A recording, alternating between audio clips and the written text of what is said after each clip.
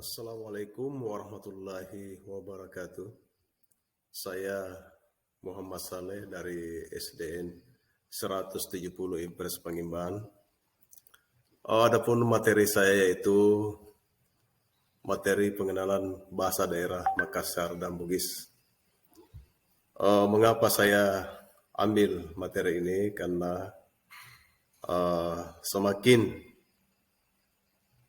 kita sedikit melupakan atau banyak yang sudah melupakan bahasa ibu, yaitu bahasa daerah lokal, sehingga ini perlu kita angkat, kita perlu revitalisasi supaya tetap lestari.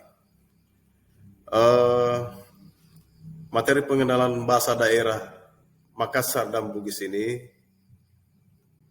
tidak lepas dari sejarah singkat aksara lontara dan kesusastraan suku Makassar, di mana bahasa Makassar sebagai alat komunikasi adalah bahasa hidup dan memegang peranan penting dalam masyarakat Makassar sejak berabad-abad dan mencapai puncaknya pada masa pemerintahan Daim Matandre Karaeng Tumapar Sikalona, Raja Gua ke-9 yang menjadi Somba di tahun 1510 hingga akhir tahun 1546. Dalam naskah Lontara Paterloang, catatan resmi Kriang Gua disebutkan seperti yang terlihat di Lontara bilang ini. Jika dilatinkan dengan bahasa Makassar, ia pa anne karaeng tumapar sikalona mapare rapan, bicara timu-timu ribun duka sabandar mi anne karaenga idaing pamate ia sabandara ia tumelala ia mi ampar kilontara Makassar ambe tagarasi katingan parigi segan sidenre.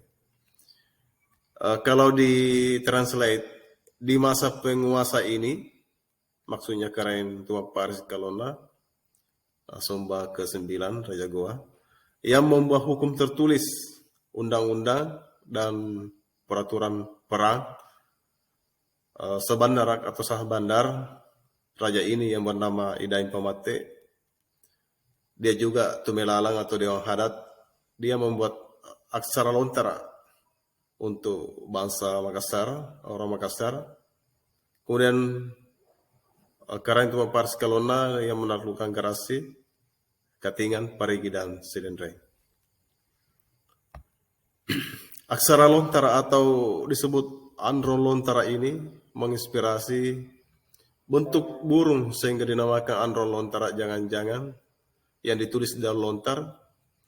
Seiring waktu berjalan, Daim Pamate menemukan aksara yang lebih mudah digunakan untuk halayak umum, yakni aksara Sulapa Appa Makassar untuk penyebutan Bugis, yaitu Sulapa Appa. Aksara Sulapa Appa dengan jumlah awalnya cuma 18, kemudian masuknya Islam ditambah dengan huruf H, aksara H untuk penyebutan hadis, halal atau Allah. Sehingga untuk aksara lontara Makassar berjumlah 19 huruf. Kemudian menurut beberapa sejarah bahwa permintaan beberapa kerajaan Bugis dalam tulis-menulis menyurat, sehingga untuk penyebutan Bugis akhirnya ditambah 4 huruf menjadi 23 huruf untuk Sulapa Appa Bugis. Ini yang kelihatan bentuk lontara jangan-jangan atau aksara yang pertama dibuat. Kemudian untuk memudahkan penulisan di daun lontar, sehingga dibuat aksara Sulapa Appa yang kita gunakan hari ini. Beberapa pendapat tentang aksara lontara Makassar dan Bugis, yaitu ada kemiripan dari negara India Utara, sehingga lontara Makassar dan Bugis ini bersumber dari kepercayaan bahwa alam ini berbentuk segi empat, belah ketupat atau Sulapa Appakah. Eh, terus masuk di jenis kesusastraan Makassar.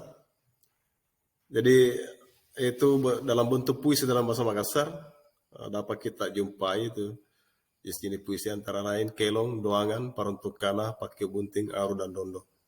Dalam bentuk prosa, rupama, patroloang, pasal lontara, solapapa.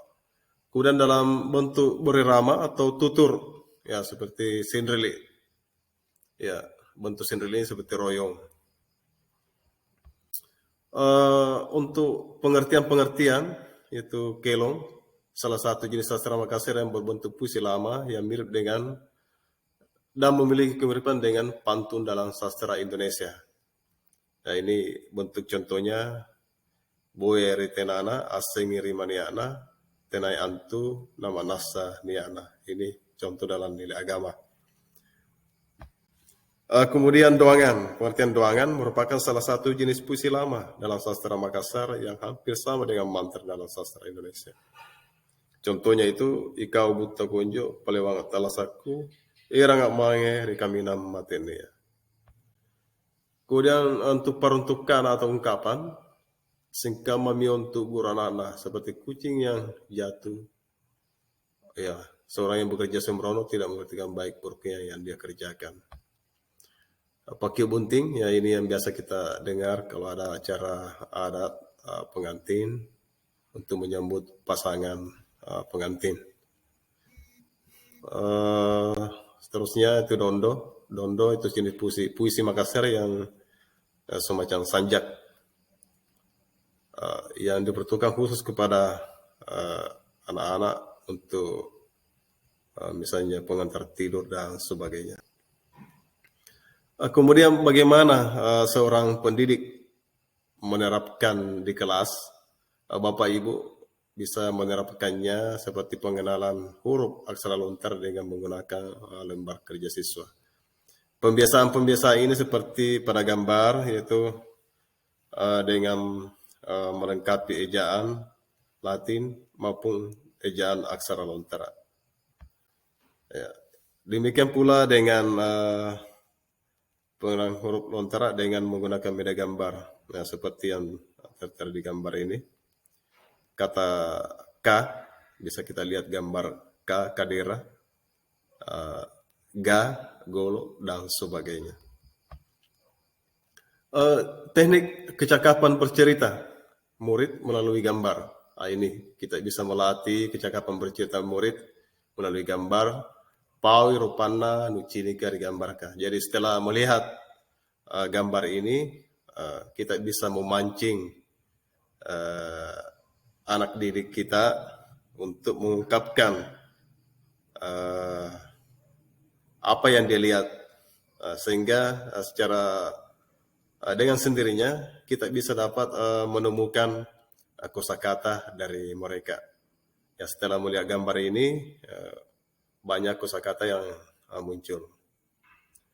Saya kira cukup sekian apa yang dapat saya sampaikan. Mudah-mudahan bermanfaat dan menjadi media pembelajaran di kelas. Sekian, billahi taufiq wal hidayah. Assalamualaikum warahmatullahi wabarakatuh.